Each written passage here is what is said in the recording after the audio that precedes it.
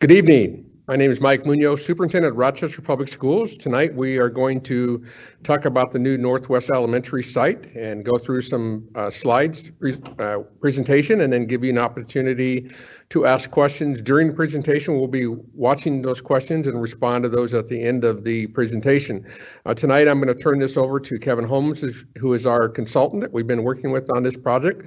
So I'll turn it over to Kevin.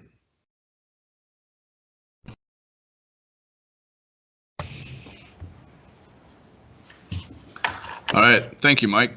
So the first slide that we're going to look at is just the agenda. The approach today will be to talk about the overall project structure, talk about the goal setting process, as well as Menti, which is a word cloud trying to identify what the building should feel like, move into what the block process was and how that helped get us to a site plan and building plan, look at the current site plan and building plan, which are very schematic at this point in time, talk about some of the next key dates, and then at the end, as indicated, we will address any questions that come in. So the project structure that we're going to talk about today is the project structure that we will use on all four of the new buildings. So the Northwest Elementary is the building that we're going to talk about today, and then the other three will have similar presentations later on this year. Second item that you see on there, item B, is about maximizing input, and we tried to achieve this through multiple groups as well as through presentations like this one tonight. In the groups that you see below, 1 through 7, that is not fully inclusive. The last item you might ask, who are user groups? User groups would be the individuals that would be using spaces within the facility. So it might be a group of kindergarten teachers or a group of art teachers. And so we have been having those meetings both at the elementary level, and we'll be having those also at the middle school level in the month of May. So the intent there is to get feedback and input on the intentions of what would be within those rooms to help the instructors teach and interact with the students. More project structure. The big piece that we always like to try and do is define a common ground and make sure that we're talking about the same pieces or parts to a building. So we took the district, about 30 members, on some school tours of elementary buildings. Those school tours would have been buildings that were designed by other architects and within the last 10 years. The approach there is to make sure we understand what seemed like it would be important to the Rochester Public School, as well as what the teachers saw value in, and as well as community members and administrators. After the school tours, we set up meetings to go through a goal setting exercise, and you'll see what that goal setting exercise produced. That goal setting exercise was done with the school board, the cabinet, both design committees, meaning elementary and middle school, as well as the facilities and programming and planning group. Item 3, space programming. When we talk about that, that is identifying which types of spaces each building should have, how big those spaces should be, and how many of each of those spaces there should be. This also does include the amenities that each space needs to provide the education piece. Item 4 is the block process, and you'll see a little bit more about that later on. That is basically interacting with the design committees to try and define the kickoff point for where we should be designing a facility. The last piece to the project structure is the design and construction teams. Again, LHB is the architectural lead firm with CRW as the local group, and Jason Woodhouse is heading up the CRW team. We have included 6 other local engineering firms on the team to produce and deliver these projects. Knutson Construction is a local construction company who is acting as the construction manager agency division, which means that they will be facilitating the bids for the district. So there will be a combination of competitive bids as well as best value bid process. The goal with that is to maximize the number of local contractors that we have working on the projects within Rochester. So I'm not going to read through each one of these bullets, but when we talked about the goal setting exercise earlier, this is some of the goals, or these are some of the goals that were identified. We broke them up into different themes on the approach, And so there's a number of slides like this as we go through this process.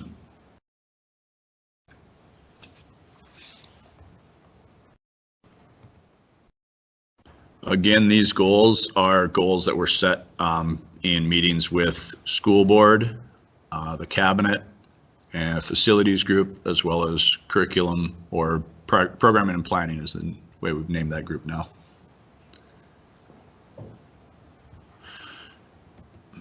And obviously a lot of these goals were stated in different manners, so we tried to consolidate and make sure that it was a list that was able to be managed and checked off as we go through the design process to make sure we're achieving as many of these as possible.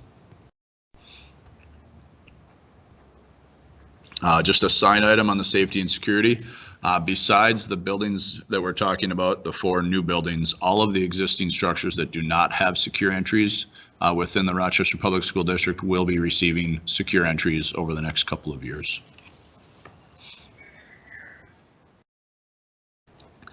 Community goals. Again, these buildings are the centers of neighborhoods, so we want to make sure that we have spaces available for use. And you'll see this in the plans as we look at them in a few minutes.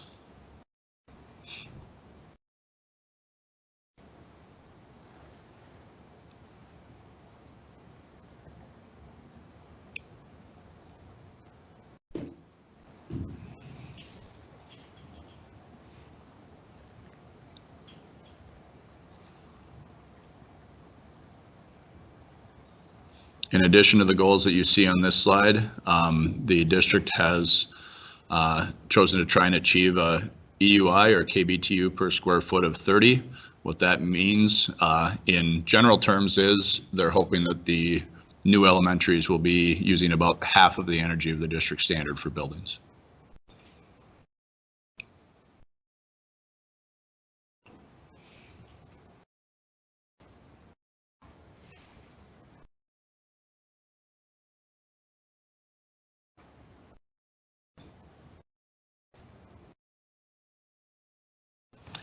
So the slide that you're looking at now, building word clouds, is a combination of 2 items.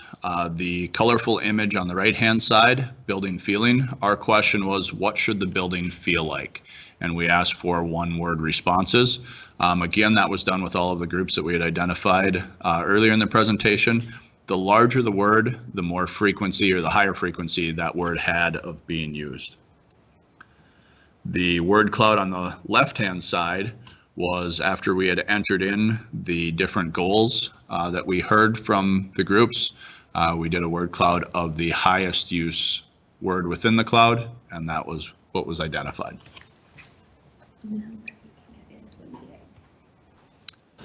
Block process review.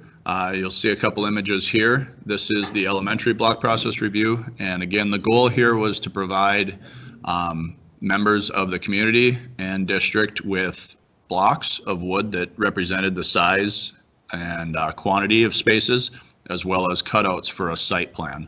So what you actually see on the tables is the actual northwest site, which is the north half of Schmidt Park.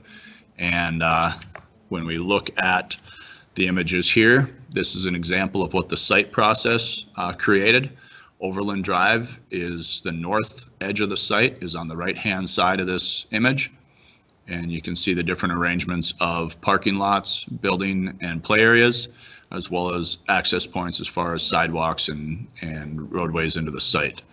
So the major output that we're trying to get from this process is identifying what the important elements are for the members of the design committee, and then we try and make sure we achieve those to the best of our ability. So the way we approached this was we came up with 3 building plans and 3 site plans from this block process that we then presented back to the block process teams or the design committees to get feedback on those. And this is some of the input that they provided to us as they did their first presentation of plans. This image is the current site plan that we have. Some of the important elements in this were the access from the northwest. So again, Overland Drive is the winding road across the top of the site. On the northwest corner of this site, you'll see a road that stubs up to the property line, which is the magenta line. Excuse me, the cyan, the light blue line. That is the property line for this school facility. That road on the west-hand side does require a variance from the city to have access.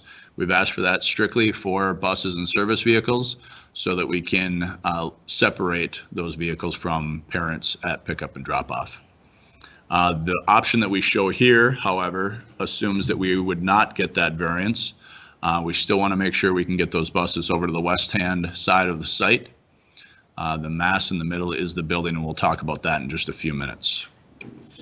So if I bring you through an entry sequence to this site from the northeast, which is the upper right-hand corner, you enter down the drive. If you are a parent, you would continue down the driveway until you enter the parking lot on the right-hand side, where you would turn in and loop all the way up to the top to drop students off. The reason for that, for pushing that drive all the way to the south, is to maximize the amount of stacking distance for parent vehicles on the site, in the hopes of trying to mitigate or eliminate any cars that might get backed up on Overland Drive.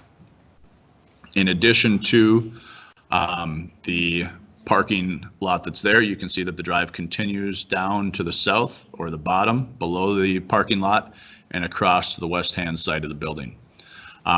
This continuation of a roadway is for multiple reasons. One, to get the buses on the west-hand side and separate the students and try and reduce the number of students that are milling around vehicles at any given time. Another reason is for fire protection of the building.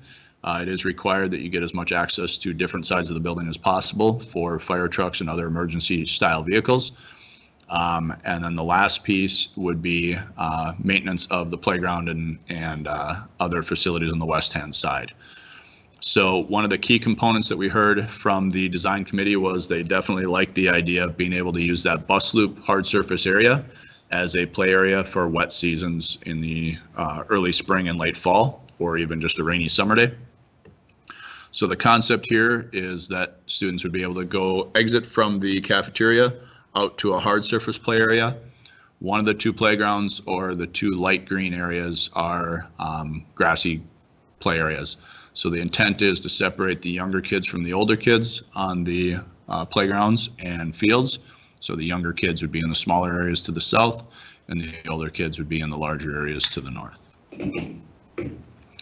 One of the other elements that we heard about the facility was to try and make sure that it was easy to understand where the front entry was for student drop-off or for parents or grandparents coming to events at the building. And so if you're approaching the building from the southeast or from the west on Overland Drive, as you enter the driveway, it becomes apparent where that main entry is, and you'll see that in some of the building plans that are coming up here.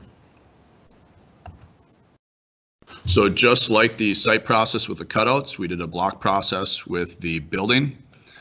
Different size blocks indicate the individual spaces. The largest blocks on those sites, on those plans or images that you see in front of you, are the gymnasium, with the cafeteria very similar in size, and media center is not far behind. So the grouping of blocks is set up so that you can, let me take a step back. Both, or all three of these options showed a 2-story elementary school, which is great from a conservation standpoint of energy, as well as reduced maintenance, less roof area, and lower energy costs. It also helps to keep the building condensed a little bit more and reduce the amount of travel time for students within the facility. When they did stack the blocks up, the intent was to break it up by grade level. And so when you look at some of the comments here, the approach was to have K kindergarten, first and second grade on first floor, and then third through fifth on second floor. Another critical item was to make sure that the groupings of classrooms did not have other grade levels circulating through them, so that they could use their group learning spaces for functions such as individual testing, group learning, or one-to-one teacher assistance for students. You'll see that natural light showed up as a priority again in this building review, as well as in the mentee process of what should the building feel like and the goal setting. So the image that you see here is the version of the selected plan. So again, LHB and CRW created 3 options for the design committee to review based on their block process. We tried to incorporate as many of the critical items as we could. Upon presenting those 3 options, they selected one option, which actually was more of a mirror image of this, with a number of other items that that they recommended to improve it. So that process consisted of presenting the 3 options, asking individuals to choose an option, then asking individuals for feedback on what the 3 best, up to the 3 best items were on each option, as well as the 3 items that they would change on each option. We then asked individuals to vote again based on the information that they had provided, and then indicate, and at that time, we asked them to make sure they voted for an option and then what the 3 items would be that they would change for that. So that is how we landed on the option that's here. The option that's here has the main entry to the southeast. So if you see the word cafeteria just above the big brown box, just below and to the right of that, there is a small entry space that indicates doors, and it says secure entry. So that is where all the students that are being dropped off by mom and dad or grandma and grandpa would come in the building. Prior to school start, they would be able to flow right through that vestibule and into the building. Once school has started, all exterior doors on this building will lock, and the only way to enter the building is to come in that front entry and then sign in the office, because the inside doors will be locked and you will only be able to enter the building by going through the main office. And that is the big piece of safe and secure that you'll also see at the other buildings in the district over the next couple summers. When you talk about the bus loop that was over on the west side or the left-hand side of the building, you'll see a couple doors at the west end of the cafeteria. That is where students that ride the bus would come and go from the facility. So the cafeteria kind of becomes that holding area and congregational area for students both before and after school, as well as the lunchtime. This is a schematic plan, so when you look at the administrative area in the brown, we do not show the individual offices, the reception area, the nurse's office, those types of things. That level of detail is coming up in the next few weeks. What you do see when you look around the plan is some color coding of spaces. So the gymnasium is blue with a couple of the other spaces that are associated with the gymnasium. You'll see the other specialty type spaces, art and music, are in the pink on the right-hand side of the plan. The light green is the actual classroom blocks. So you'll see 6 kindergarten, 5 first grade, and then on this floor you see 4 second grade. And when we go over the next floor plan, you'll see the upper grades. The dark green are the special needs spaces. So you'll see that some of those spaces are distributed, others are grouped together for efficiency of delivery of services.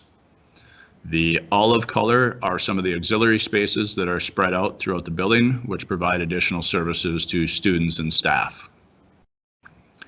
When you look at the building at this level, each one of the education wings has a set of doors to it. If there is an intruder in the building or there is something going on, those doors will close. Every student in a classroom will still have 2 means of egress, but as far as somebody trying to get into the other sections of the building, that would not be possible because the doors will have automatically closed and locked. What you're looking at now is the second floor. The second floor would be accessible after hours as well, but just the core space, so that the media center, as well as the maker space within the media center and the technology classroom within the media center, would be accessible. Again, you see those doors for both security after hours, as well as an intruder event to separate and limit the availability of space to somebody.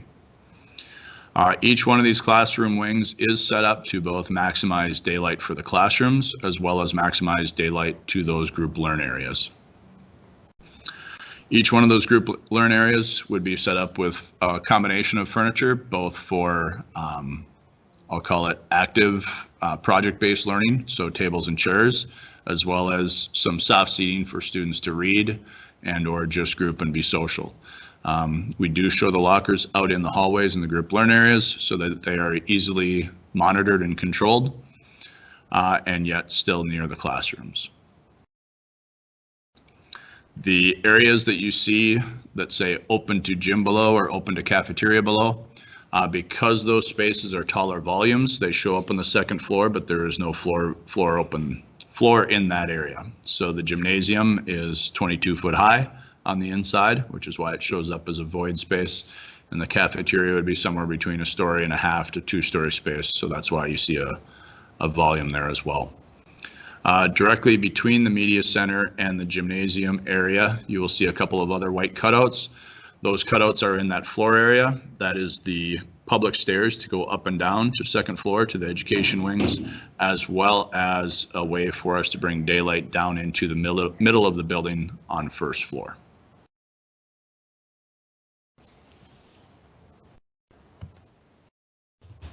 So this slide talks about upcoming meetings. So we presented an all-staff meeting very similar to this just prior to this meeting. This is the public meeting. We're looking for additional feedback as well. And we will try and make some adjustments that are needed from other conversations prior to the April 13th meeting, where we will be looping back with the Elementary Design Committee. At that meeting, we will both be presenting the current plan, which we hope has satisfied the concerns of the previous plan, as well as starts to look at exterior imagery and what the building might look like. Our approach is to have SD or schematic design submittal to the board for approval on May 19th. That SD package or schematic design package will include an estimate from Knutson about the cost of the facility to make sure we're on budget, as well as include finishes and images of the building. The other critical dates are to have a site package out and ready for construction in September of 2020. And then project completion would be fall of 2021.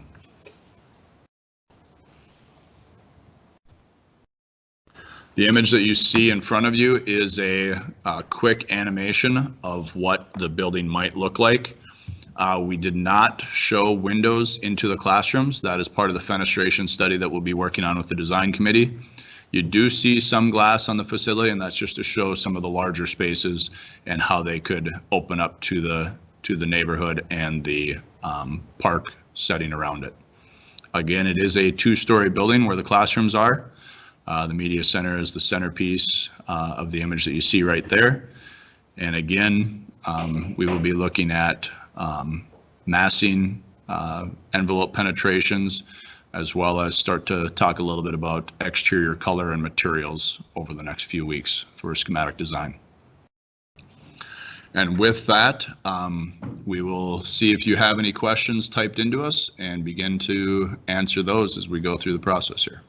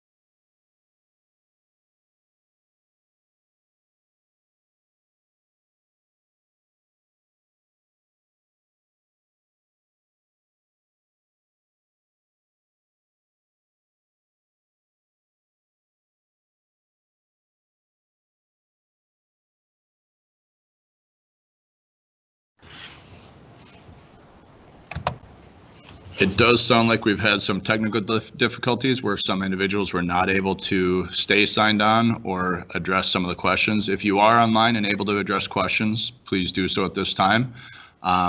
If you were booted out and missed part of this, please feel free to look at the recording of it. We did record it, and we'll be sending that out as an informational piece so you can access it at any time to see the presentation.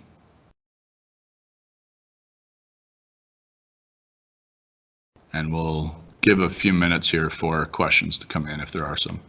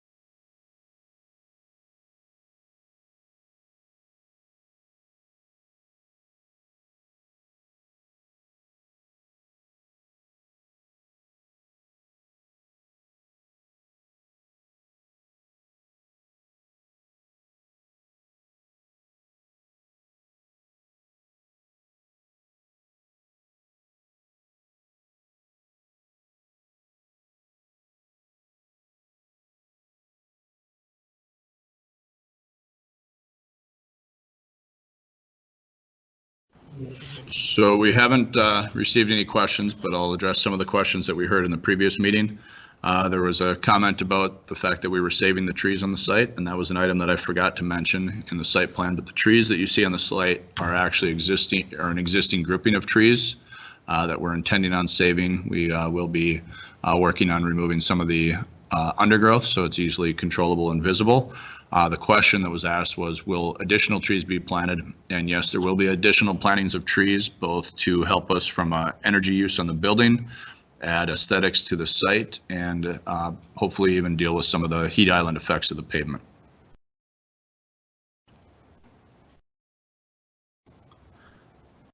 One of the other questions asked about the siting of the building, because we were locating it on a ridge that travels through the center of the site. The rationale for the location of the building was a little bit, had quite a few reasons for it. One was to make sure that we had south entries to help deal with snow and ice during the winter seasons. Another element for it was to place the building on what would be the best soils on the site. There are some soft clays on this site that will require some soil corrections, which is not uncommon for a site in Rochester, but the intent would be that by placing it on that ridge, we minimize the amount of area that needs soil corrections for the site.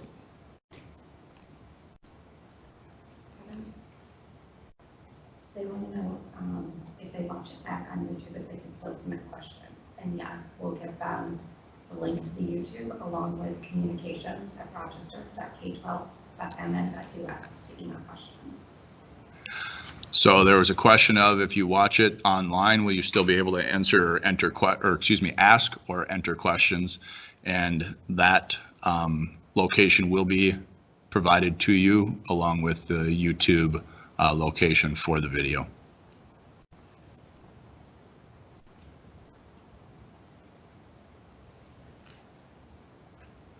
And if you did miss the comment on the massing of the building, there was a question in the previous meeting about not seeing any of the windows to the classroom areas. Again, that is because we are still looking at different versions of envelope penetration and glazing. So the intent would be that we will have at least one large or multiple small windows per classroom to maximize daylighting and improve the indoor environmental quality of the space as much as possible.